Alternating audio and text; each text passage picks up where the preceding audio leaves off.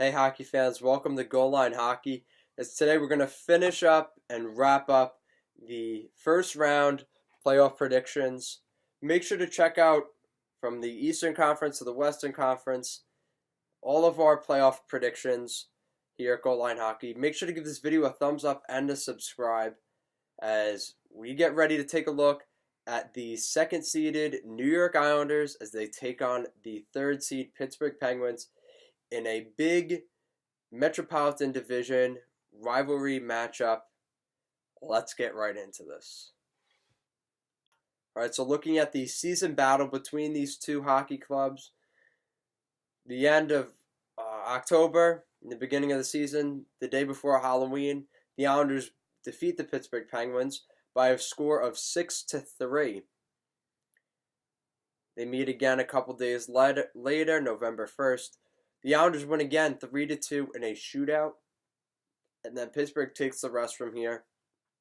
They meet again the beginning of December.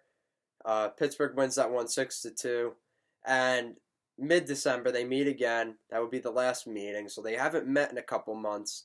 The Pittsburgh Penguins win that one again 2-1 in a shootout. So the season series 2-2, 2 apiece for each team, so no advantage there. But if you go off the latter two games, Pittsburgh maybe was able to adjust to the Islanders game, or was it just the way it went?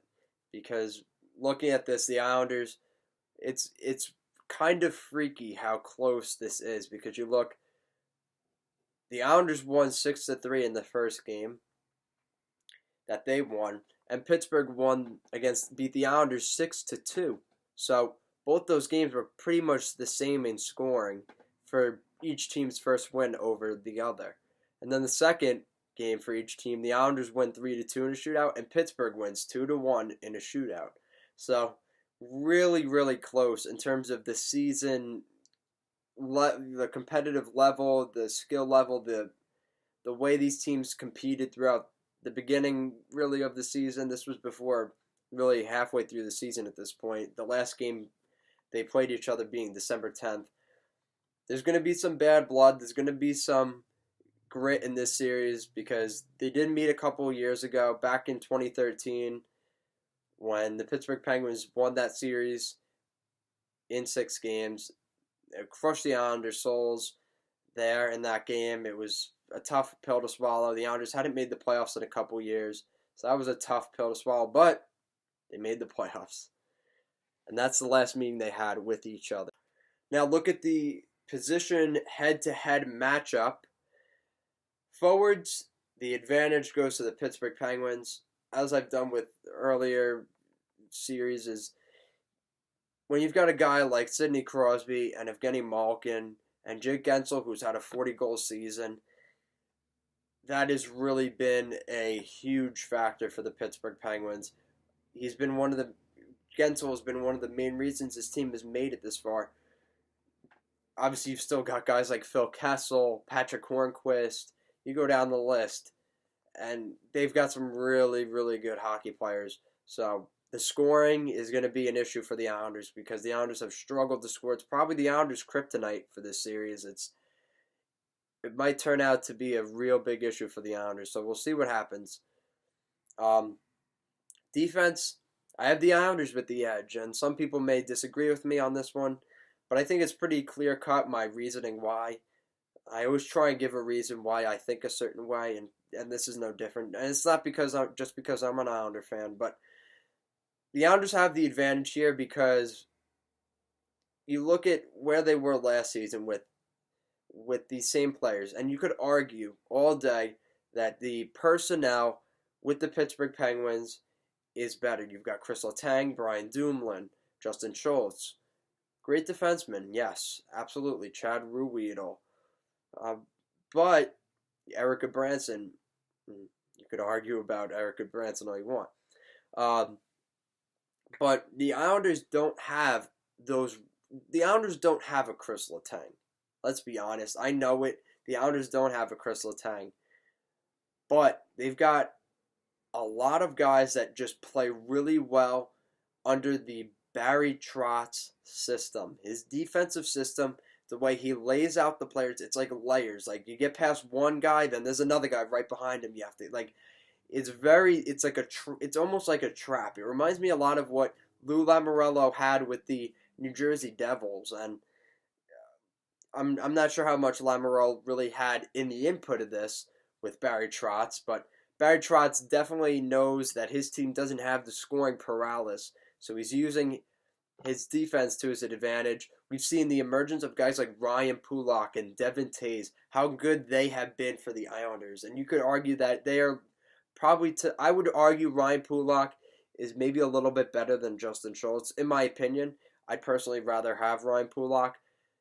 He just plays so well. He is the big minute eater under Barry Trotz's system. He's played a ton this year for the Islanders. A guy that was basically left for dead and was trade bait being dangled around for Matt Duchene a couple years ago to now being the number one defenseman, in my opinion, for the New York Islanders. Nick Leddy, like I said earlier, Devin Tace, who as well was kind of left for dead in Bridgeport. He came up. He's had an unbelievable year. His first goal being that Chicago game winner in overtime. Like I said, Nick Leddy, Johnny Boychuk. You've lost some guys like Calvin DeHaan, but you've still got guys like Mayfield, Adam Pelech. So it's not all done for the Islanders, and I'm really excited. I really like the Islanders' defense here. It's probably one of the best structured teams I've seen the Islanders have, probably in all my time watching the New York Islanders, which is over 15 years. So it's a big deal for the Islanders to have a really good defense, and it's going to need to be good for this series against the Pittsburgh Penguins, who are a really good hockey team. Like we spoke about earlier, that potent offense is going to be a real difficult challenge for the Islanders. And then looking at goaltending, I give the edge to the New York Islanders again. Again, this is debatable, but in my opinion, it was pretty clear-cut because you've got Thomas Greiss and Robin Lehner, who both were left to rot in a desert last year come around this time. And they have become one of the best tandems, if not the best tandem.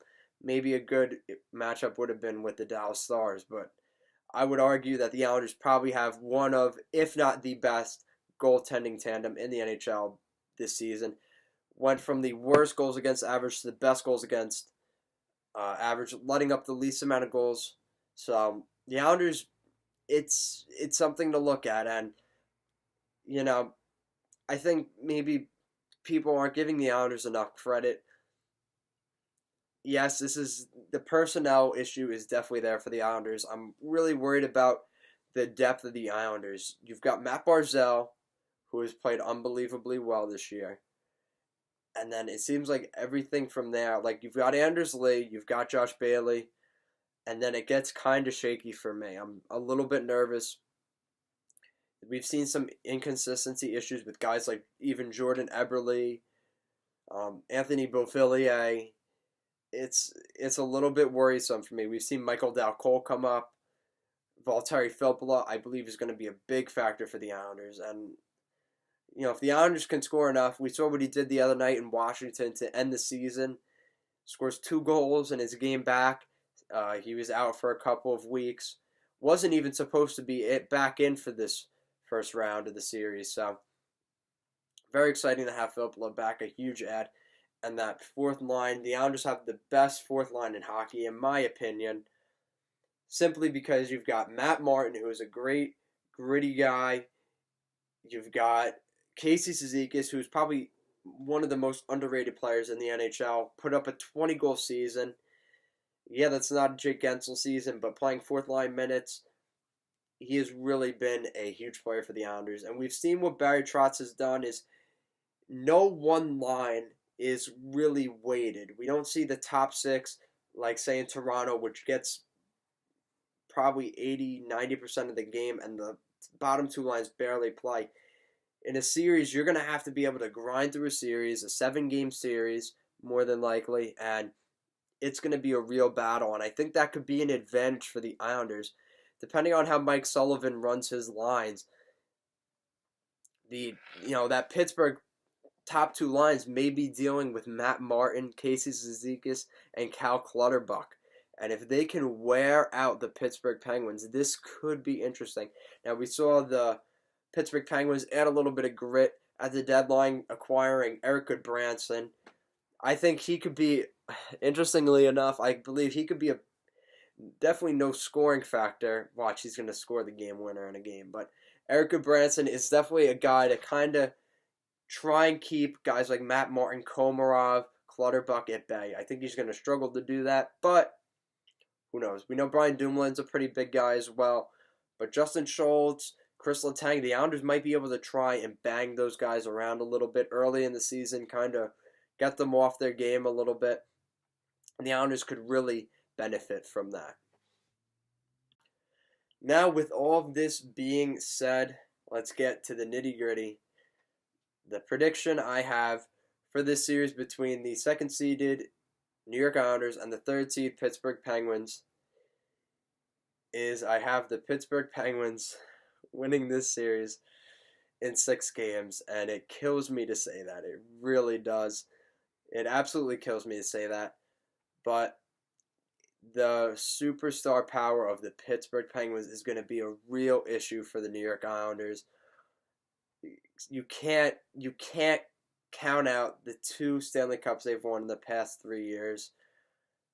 This team they're one of those new dynasties right now, and right when you count out the Pittsburgh Penguins, that's when you run into the most issues. I think what can happen here, and this is the Islander side of me maybe coming out, but if for any reason this game goes to 7 games, a Game 7 at Nassau Coliseum, I have the Islanders winning this series.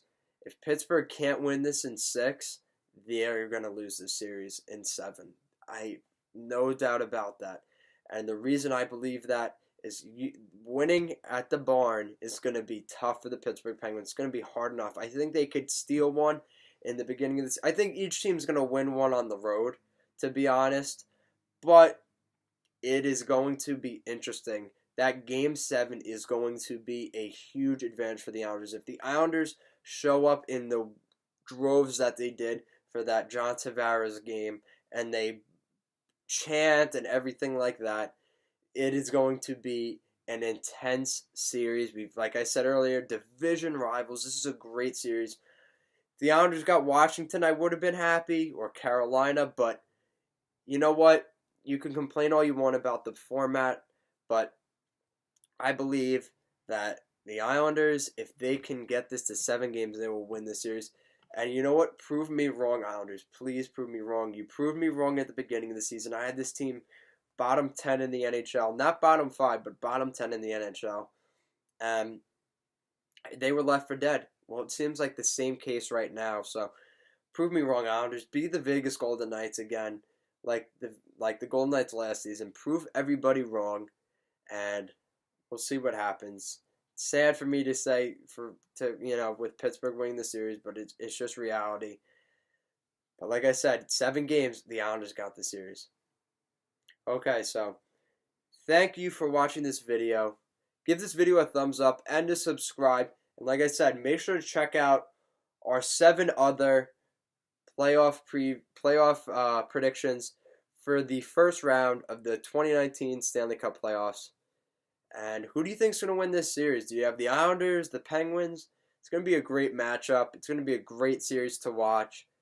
And we will see what happens. And best of luck to your Stanley Cup brackets. Hey, hockey fans. Welcome to Goal Line Hockey. And today we're going to take a look at the New York Islanders as they have won the William Jennings Trophy for the least goals against in the NHL. Make sure to give this video a thumbs up and to subscribe. Let's get right into this. Alright, so getting right in, oh god. Okay, so quick overview of last season's stats for the goaltenders that we will be talking about who just won the best goals against in the NHL. So that means the least amount of goals let up in the entire NHL. So that's 31 teams. Last season, we saw Thomas Greiss had an 892 save percentage, so that's under 900. And he had a 382 goals against per game. That's awful.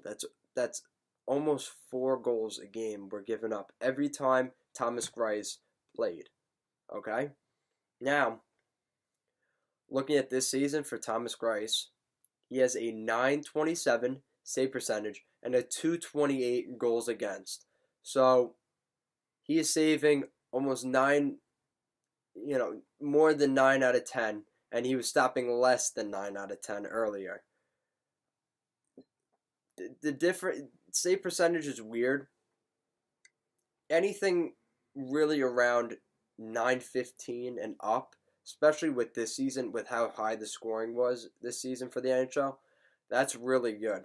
930 is 15 higher than that, and 892 is like almost 25 lower than that. So it's awful last season, and he has completely turned around, been a completely different player in the back and in the net for the Islanders this year. And Thomas Greiss has been one of the stories, and the other story being Robin Lehner. So let's look at Robin Lehner's stats last season. So with the Buffalo Sabres, he obviously played with the Sabres last year, had a 908 save percentage and a 301 goals against. So we had a little bit better of a save percentage, but that's still not great because you could tell with the goals against, giving up 3 goals against, that's really a bad stat to have. 3 goals against, that's really not good.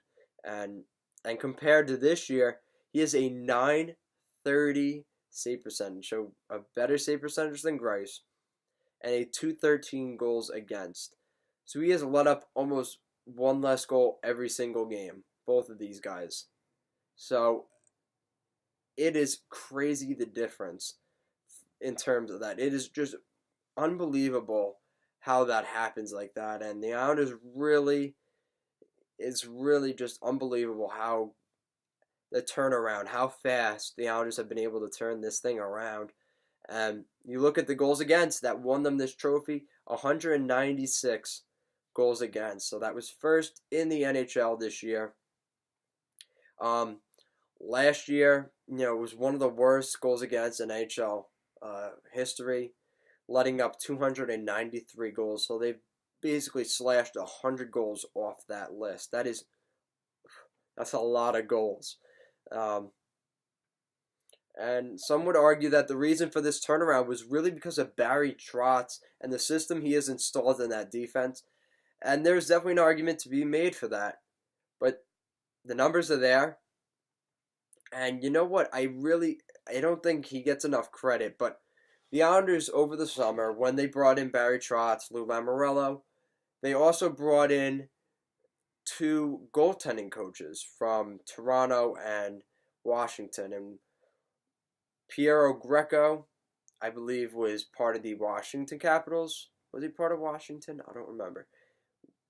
Piero Greco, who was an assistant, he became the head guy, and now really the goalie whisperer being Mitch Korn, who came over from Washington, helped develop Braden Holtby, Philip Grubauer, Semyon Varlamov when he was there in Washington, Philip Grubauer.